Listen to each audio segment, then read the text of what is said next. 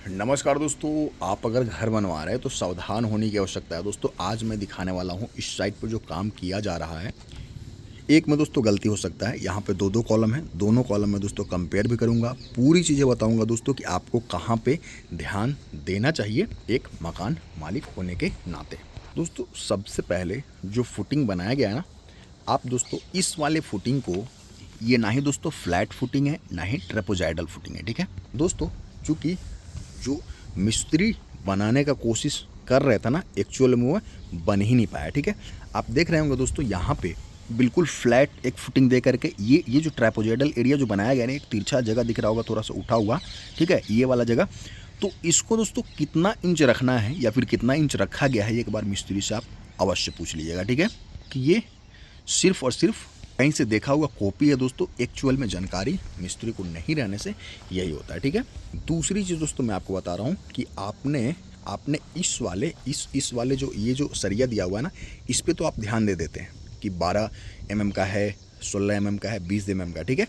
लेकिन दोस्तों आपका ध्यान इस वाले रिंग पे नहीं जाता है, ठीक है। ये वाला जो रिंग है ना, इस पे आपका ध्यान नहीं जाता है कि कितना इंच इसको बांधना चाहिए, या फिर दोस्तों ये कितना का है। ये जो हुक है, वो हुक का जो एंगल है वो कितना होना चाहिए, जो हुक का लेंथ है वो कितना होना चाहिए। तो पूरी चीज़ें अगर खर्च कर रहे हैं दोस्तों, आपको थोड़ा सा बेसिक जानकारी तो होनी चाहिए। और आफ्टर ऑल ये आप देख सकते हैं फ्रेम्ड स्ट्रक्चर का है। पहले दोस्तों कॉलम बीम की जो है वो ढलाई की गई है, ठीक है, और उसके बाद में देखेंगे तो ब्रिक वर्क किया गया। ऐसे घर का दोस्तों टाइप को जो है वो फ्रेम्ड स्ट्रक्चर कहा जाता है, ठीक है। ये फ्रेम्ड स्ट्रक्चर है, ठीक है। पहले फ्रेम तैयार करके और उसके बाद दोस्तों इस तरीके से ब्रिक वर्क का काम जो है वो पूरा किया गया है। आप फ्यूचर में दोस्तों क्रैक से बचने के लिए आप यहाँ पे दोनों जहाँ पे जंक्शन है दोस्तों, यहाँ पे जो है वो चिकन मेश का इस्तेमाल कर सकते हैं पूरे जॉइंट पे, ठीक है। नहीं तो क्रैक आना एक तरह से समझिए कि निश्चिंत ही रहता है, ठीक है। तो अब बात कर लेते हैं ये वाला दोस्तों जो रिंग है ना, ये जो रिंग है, ठीक है, इसको टाई बोलते हैं, ठीक है। और ये दोस्तों यहाँ पे 6 mm का दिया गया है। 6 mm का इसलिए दिया गया दोस्तों क्योंकि ये रेडीमेड रिंग है, ठीक है। रेडीमेड कभी भी दोस्तों 8 mm का आपको बना करके नहीं देंगे, क्योंकि 2 mm नॉर्मल इंसान को अगर पूछ दिया जाए कि ये 6 mm है या 8 mm है तो वो शायद कंफ्यूज कर जाएगा, ठीक है, क्योंकि बहुत माइनर 2 mm दोस्तों। तो अगर मैं आपको जो है वो इस तरीके से मेजरिंग टेप पे दिखाऊँ ना, तो यहाँ पे दोस्तों यहाँ से लेकर के दोस्तों 10 mm का ये जगह है, ठीक है। यहाँ से दोस्तों जो 2 लाइन है ना, बस आपको 2 लाइन का डिफरेंस है दोस्तों, इसलिए आपको शायद जानकारी भी नहीं होता है। और इसी का फ़ायदा दोस्तों जो रिंग बनाने वाले छोटे छोटे कंपनी होता है, ठीक है, बहुत बड़ा कोई ऑर्गेनाइजेशन नहीं होता, ठीक है, वो आराम से, आपके पास क्या ऑप्शन है, आप दोस्तों कम से कम 8 mm का दोस्तों इस तरीके से रिंग आप मार्केट से खरीद सकते हैं। वो कैसे, जो रिंग बनाते हैं ना, आप पूछ लीजिए कि पर पीस कितना आप लेते हैं मोड़ने का, ठीक है, और उसके बाद अपने अनुसार बनवाइए। कैसे बनवाइए, सबसे पहले तो 8 mm का आप रिंग उसको बनाने के लिए बोलिए। अगर वो मना करता है कि हमारे पास माल नहीं है, आप मार्केट से उसको दोस्तों सरिया खरीद के दे सकते हैं, वो मोड़ के आपको दे सकते हैं, ये चीज़ हो सकती है। दूसरी चीज़ दोस्तों, ये जो आप देख सकते हैं, ये बिल्कुल जो है वो एक इधर और एक इधर 90 डिग्री पर मुड़ा हुआ नहीं, ये कोशिश कीजिए कि 135 डिग्री इस तरीके से दोस्तों मुड़ा हुआ हो, ताकि दोनों के बीच में पकड़ सही रहे। कॉलम ढालने से पहले दोस्तों आप सबसे पहले इसका प्लम्ब से दोस्तों साहुल से चेक करेंगे बिल्कुल सीध तो है ना, चूँकि बिल्कुल ये वर्टिकली लोड को ट्रांसफ़र करना चाहिए फुटिंग तक, ठीक है।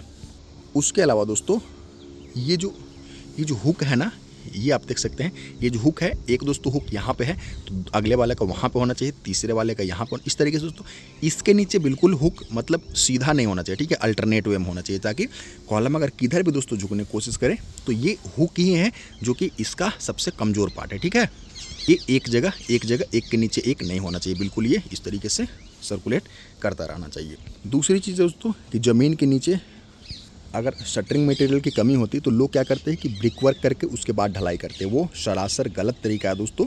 वो आपके कंक्रीट का जो मॉइस्चर होता है वो इस तरीके से ब्रिक वर्क यानी कि ईंट ले लेता है, और ऐसे में दोस्तों उसमें सही तरीके से वाइब्रेटर भी चलाना नहीं बनता है, कॉम्पैक्शन सही तरीके से नहीं होगा दोस्तों। जब तक आप कंक्रीट का जो एयर वॉइड है उसको नहीं हटाएंगे तब तक एक बढ़िया ढलाई आप नहीं कर सकते हैं।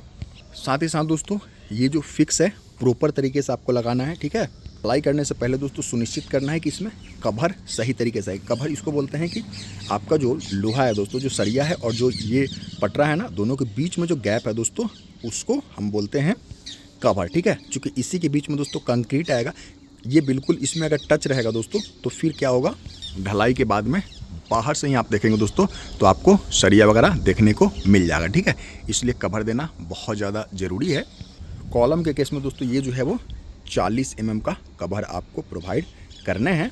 अगेन दोस्तों ये जो फुटिंग बनाया गया ना, ट्राइपोजाइडल फुटिंग क्या होता है दोस्तों, आप हमारे चैनल पर जा करके देख सकते हैं, क्योंकि वो एक अलग टॉपिक है, ठीक है।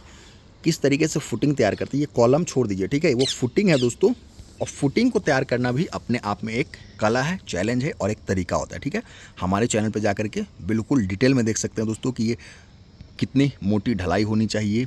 जो सरिया बांधते हैं वो दोस्तों, जो हमारा जाली लगता है वो मिट्टी से कितना दूरी पे होना चाहिए, नीचे से दोस्तों जो ईंट बिछाते हैं, ठीक है, उसके बाद कहाँ पे कौन सा कवर ब्लॉक प्रोवाइड करते हैं, पूरी चीज़ें आपको हमारे चैनल पे देखने को मिल जाएगी।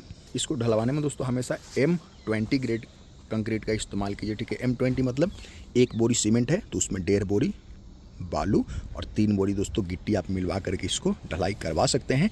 बिना वाइब्रेटर मशीन के दोस्तों आप ठेकेदार को ढलाई करने ना दें, ठीक है। किसी भी पार्ट का ढलाई, चाहे वो कॉलम का हो, बीम का हो या फिर छत का हो, ठीक है, ढलाई करना है तो वाइब्रेटर मशीन के बिना, नीडल वाइब्रेटर दोस्तों यहाँ पे इस्तेमाल में आता है और वो सही तरीके से आपको ठोस ढलाई करने में सहयोग करता है, ठीक है। उम्मीद करता हूँ दोस्तों अभी के लिए इतना ही। जितना अच्छा हो सके, अगर पैसे खर्च कर रहे हैं दोस्तों, जितना अच्छा हो सके उतना अच्छे तरीके से अपने घर को बनवाइए, क्योंकि पैसा खर्च आपका उतना ही होना है। तरीका अगर आपका सही रह गया ना, आपको एक लॉन्ग लास्टिंग दोस्तों घर मिल जाएगा, ठीक है। तो फिर मिलता हूँ, मुझे दीजिए इजाज़त, नमस्कार, धन्यवाद।